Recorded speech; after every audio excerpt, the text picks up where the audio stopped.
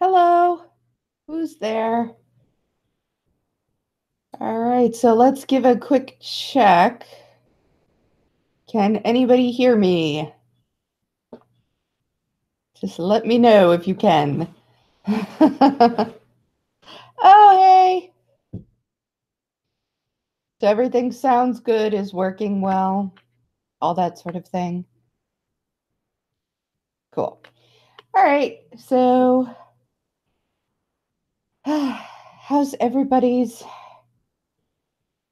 Hello, everybody.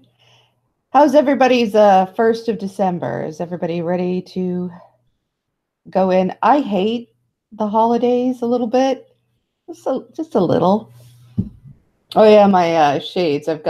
They're my Planned Parenthood shades. I don't know if you can see that or not, but I don't.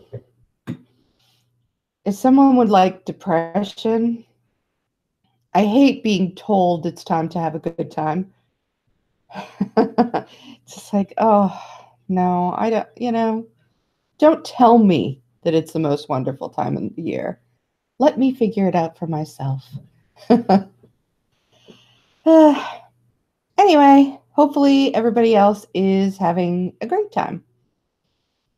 And yeah, and whatever you celebrate, hopefully that will, if you celebrate anything at all, really, hopefully that will go pretty well. I am going to be having the Culture Club, which I do with Christy and Culture Shots. We're going to be doing a holiday special, and that'll probably be somewhere around the middle of the month. And we'll talk about holiday specials. So, anyway, and that's kind of what I got going on. So, I wanted to today kind of take you through a 3-part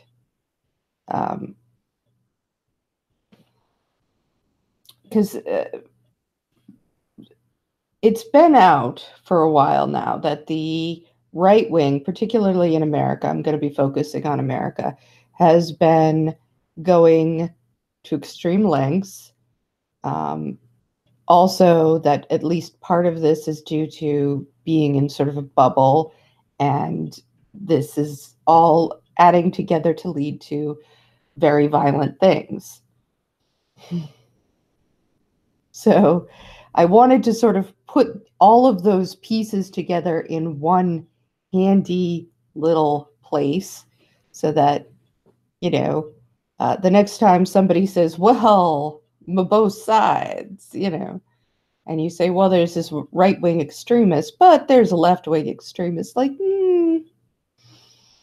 see, that's the thing, I think it's almost an appeal to fairness.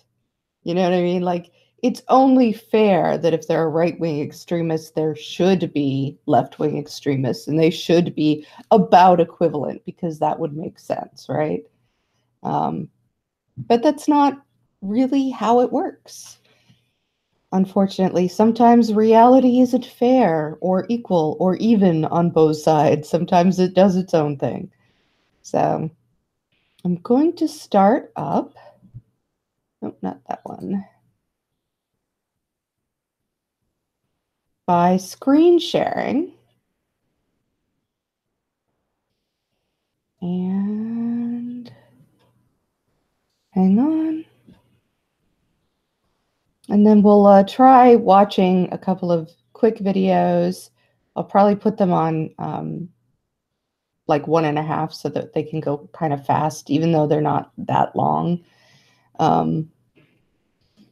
And we will go through them.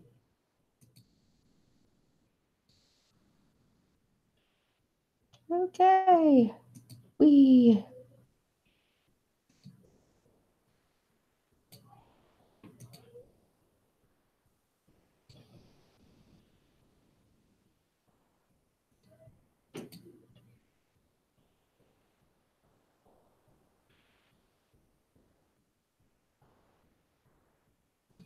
All right, so right now I'm just going to check to make sure that people can hear that. And if it's too fast, I can slow it down.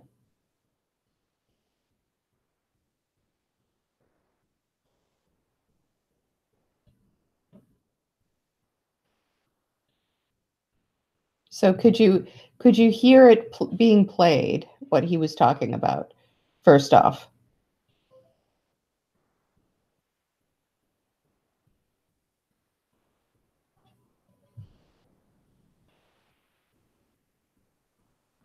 No, you couldn't hear it?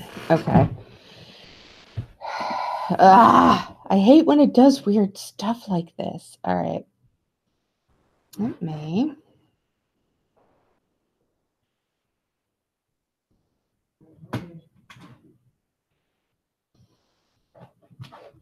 I don't know. I started talking about the holidays and they all took off. I don't know. Let's see. Let's try this again.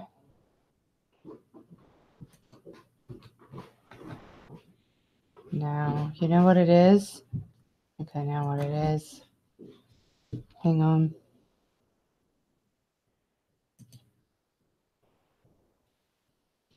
I'm going to take it off screen share for a second, hopefully.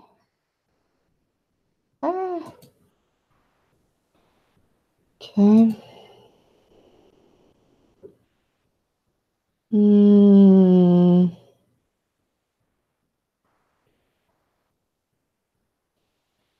This is going to be a pain in the butt. Let's see.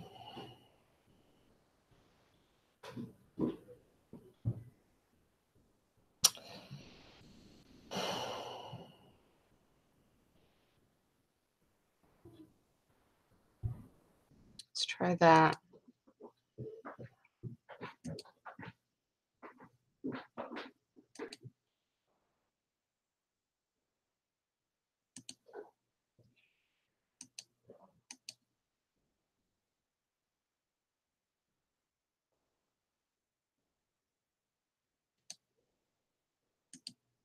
Did you hear it that?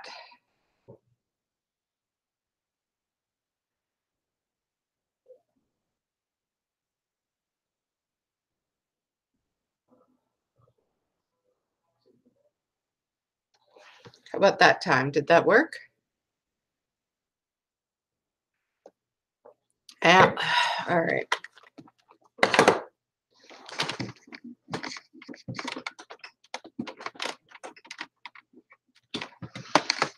I'm going to start unplugging things, so things might start to sound different.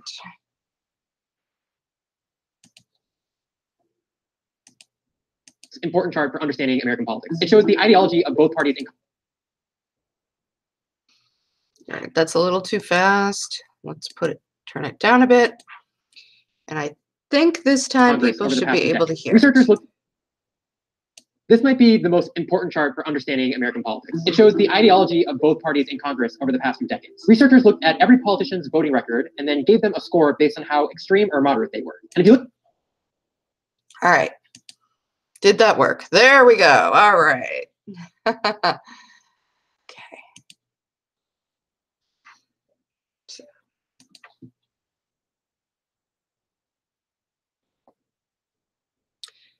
Look at the past 40 years, something dramatic has happened. Both parties have moved away from the center, but Republicans in Congress have moved much further than Democrats have. That difference is even more jarring if you look at the past few presidents. Republican presidents have become more and more conservative over the past few decades, while Democrats have stayed fairly consistent. Political scientists have a name for this. They call it asymmetrical polarization. It's one of the most important trends in recent American politics, but it's also one of the hardest to talk about. And that's posing a big challenge for journalists who want to stay neutral while covering a party that's increasingly going off the rails. This is not the Republican Party that any of us recognize. This is not the Republican Party I joined 40 years ago. What happened to the Republican Party? I've been asking myself that question. It's a soul question for me. Let's just address the soy boy in the room. I am not a great person to be making this argument. I'm a queer, tree-hugging atheist with immigrant parents. Me criticizing Republicans is about as shocking as Vox having marimbas in the background of the video. So I brought some backup. I'm Norm Ornstein. I'm a political scientist. I've been think tanking it for longer than most of the people watching this have been alive. Norm Ornstein is kind of a legend. He spent the past 4 decades writing about Congress and American politics. He's been named one of the top 100 global thinkers. I used to win debate competitions in high school using articles that Ornstein wrote. A fun fact that he did not find to be that fun.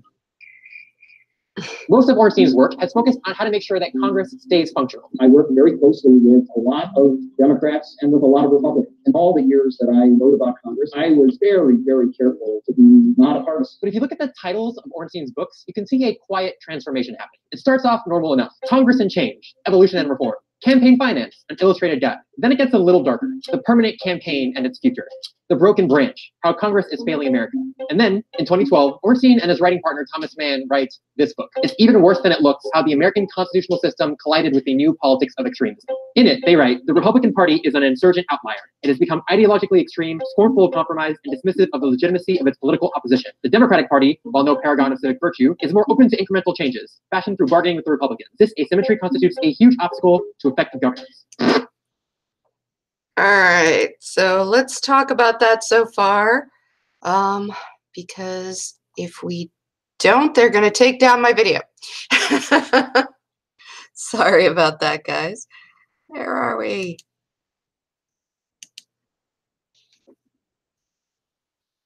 Stop. So does anybody have any thoughts on that so far? Appeal to authority. Yeah, appeal to authority is not a fallacy when the authority is relevant. See, that the fallacious appeal to authority is an appeal to an irrelevant authority. So for instance, when Jordan Peterson comes on and he's talking about politics and people say, well, he has a PhD, right? Yes, but he has a PhD in psychology, not in political science. You know what I mean? So that's the problem there, right? So when you are appealing to an actual expert on politics, to the authority of that person, that is not fallacious, Mr. Sims. So just so you know.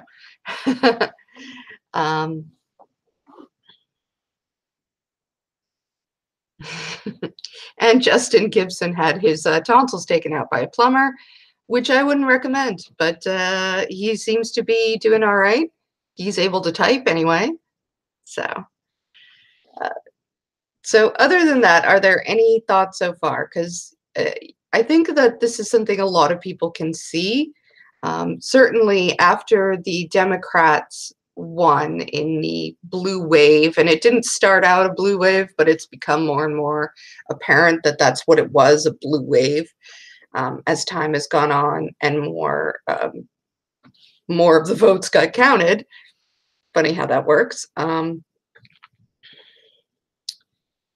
Nancy Pelosi started talking about bipartisanship and compromise and getting things done and that sort of crap.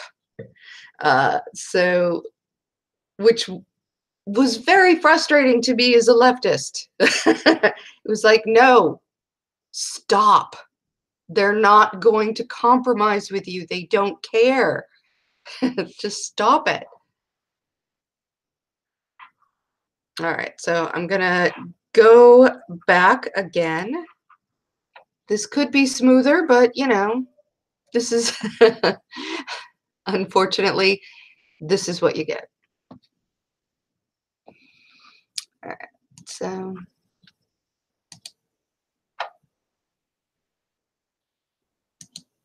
and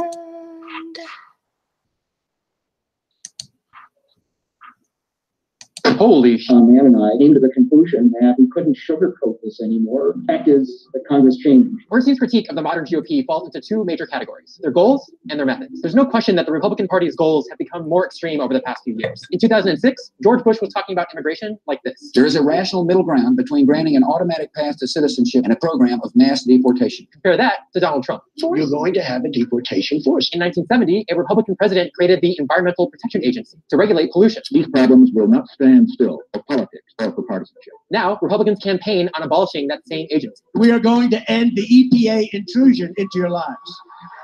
Even the Republican obsession with tax cuts is a relatively new phenomenon. Reagan is worshipped as a tax hawk now, but he actually raised taxes 11 times during his presidency. You think the millionaire ought to pay more in taxes than the bus driver or less?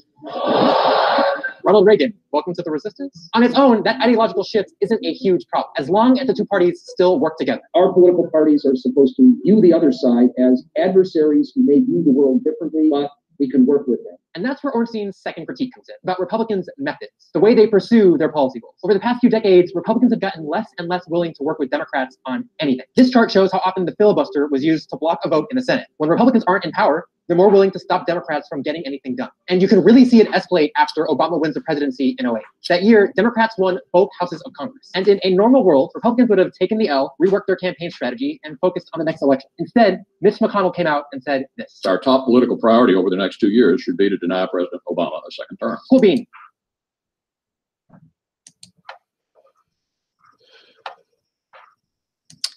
So again, there you see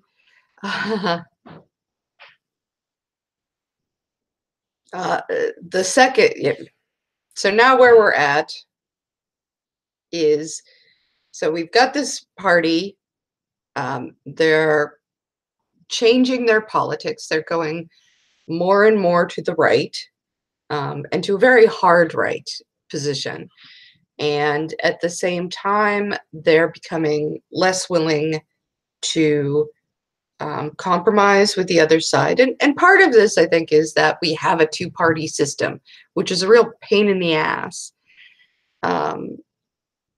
Because I think that if we had more options, I don't think that this would necessarily happen this way.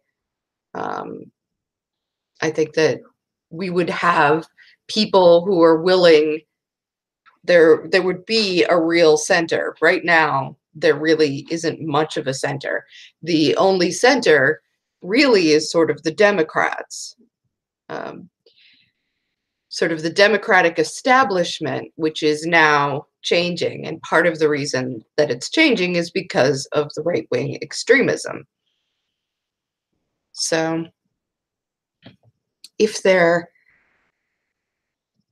I will wait and see if there's anybody that has anything else that they want to add to this.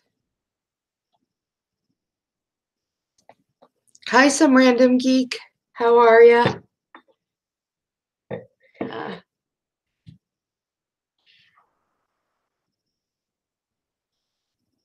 Yeah. Yes, we have some real, and who was it? Oh my God, I can't remember the name of the guy. He did the Angry Jack series. He did a couple really good videos just recently. And one of the videos was why the left wing seems to be taking this, well, not the left wing. I wouldn't even call it the left wing. Let's call it the Democratic establishment wing. Innuendo Studios, thank you. Keeps feeling this obsessive need to keep playing this dumb game of, yeah, we're gonna compromise, and this time it'll work, guys. Everybody, they go high, we go low. Thank you very much, Curio. It was a great video, and I recommend pretty much anything by Innuendo Studios anyway. All right. Oh, yeah, I don't, I wouldn't say that people like Obama and Hillary are indistinguishable from Republicans, but I would say that they are far, far too willing to give ground and play games with that. So, all right, so let's watch a little bit more. I'm not sure how much more we really need to watch. And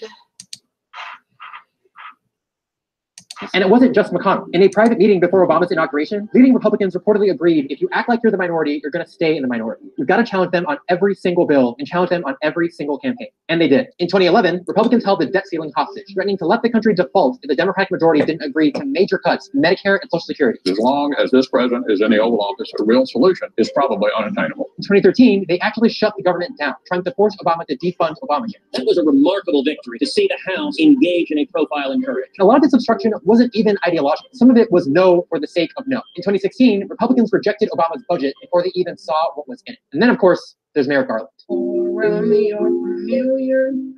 Republicans flat out refused to meet with Obama's Supreme Court nominee for months. Not because he was too liberal, Garland was objectively a centrist, but because they wanted a Republican to fill the seat. We don't intend to take up a nominee. You ever watch someone's soul wither away mid-sentence? The thing is, if Hillary had won the election, many Republicans said they would have kept the seat open permanently, preferring to have an incomplete Supreme Court and let a Democrat appoint a justice. That is not normal behavior by party leaders, and it is a reflection of a strategy designed to divide Americans and use your leverage to hold power even if you are not a majority in the country. Regardless of how you feel about tax cuts or Obamacare, this my way or the highway approach is bad for democracy. And Ornstein's book was his attempt to get neutral observers, including journalists, to admit that. And it really is a party that I would say has gone rogue. And I don't say that as a partisan. It is a fact of life, an unfortunate one for the country. The problem is, admitting that fact makes you sound like a liberal hack. And if you look at the comments on this video, you know exactly what I mean. Talking about asymmetric polarization, by definition, means you treat the two parties different. And that means being accused of liberal bias.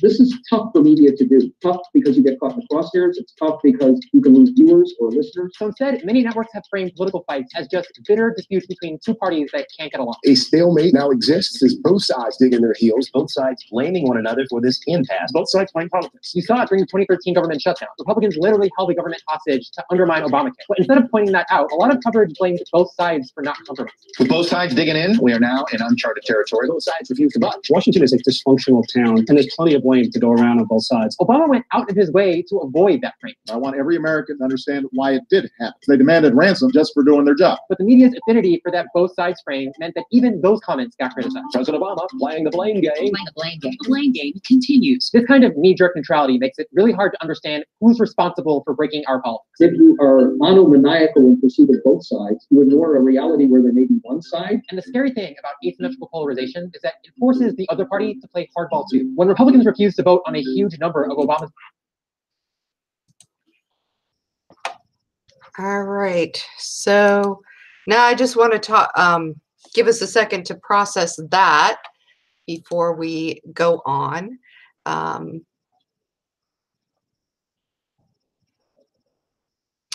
Yeah, I've got only Eric saying Hillary Clinton and Bill Clinton both wanted to build a barrier at the border. Didn't make right-wingers like them. It doesn't matter. Yeah, like there's literally nothing that you can do at this point except just decide you are Republicans. So yeah, and I think Curio is also right here that if we had a more representative democracy and if there wasn't all these electoral college and gerrymandering and all this other stuff, we'd get much farther left pretty quick. So yeah, and there is a real problem. There's a real issue when both sides are not the same and both sides aren't behaving the same and both sides aren't entering into things the same way. But the media and everybody else wants it to be. And we're going to talk a little bit more about how that's going to go.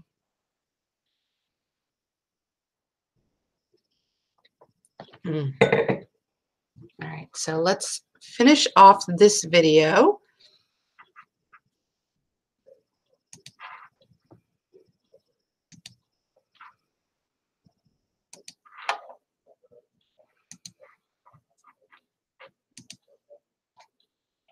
towards judicial appointees, Democrats changed the rules. Democrats voted to lower the threshold to break a filibuster from 60 votes to 51 votes. Trying to change the Senate before this institution becomes obsolete. It was a bad but necessary response to an unusual situation, one created by Republicans. But that decision to change the rules has haunted Democrats for years. As tensions flared over Brett Kavanaugh's nomination to the Supreme Court, MSNBC's Casey Hunt blamed Democrats for starting the problem. You know, there's a lot of people you could blame for that. Started with Democrats and Harry Reid when he took away the filibuster for those circuit court judges, and it got lower when Mitch McConnell did it for the Supreme Court. Ornstein actually got into a Twitter fight with Hunt over that comment, writing, "I know the desire to show you are balanced, but the truth is not always balanced." And equating Reid, who was no angel, with McConnell, who blew up more norms and practices in the Senate than all other leaders before him combined, is just wrong. Damn, norms.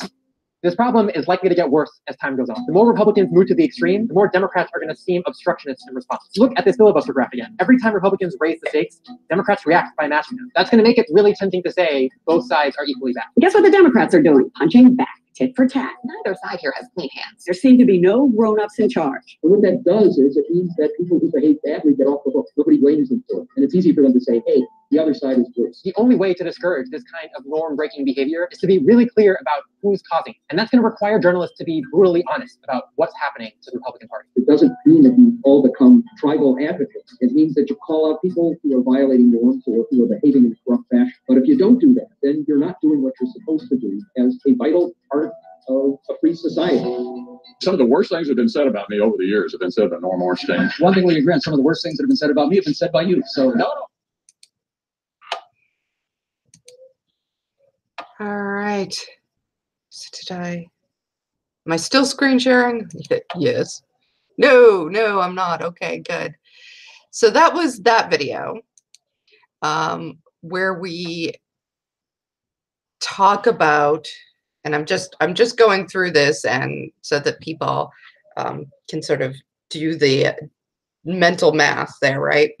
So we're talking about one side being more polarized and starting destroying norms, refusing to compromise, and then the other side responds and the media plays it as a both sides thing. But, you know, according to the chart and according to people actually looking at it and analyzing it, it's not a both sides thing. And it's a real problem because the media sure would like it to be a both sides thing. That would make it very easy if they could just sit there with their veneer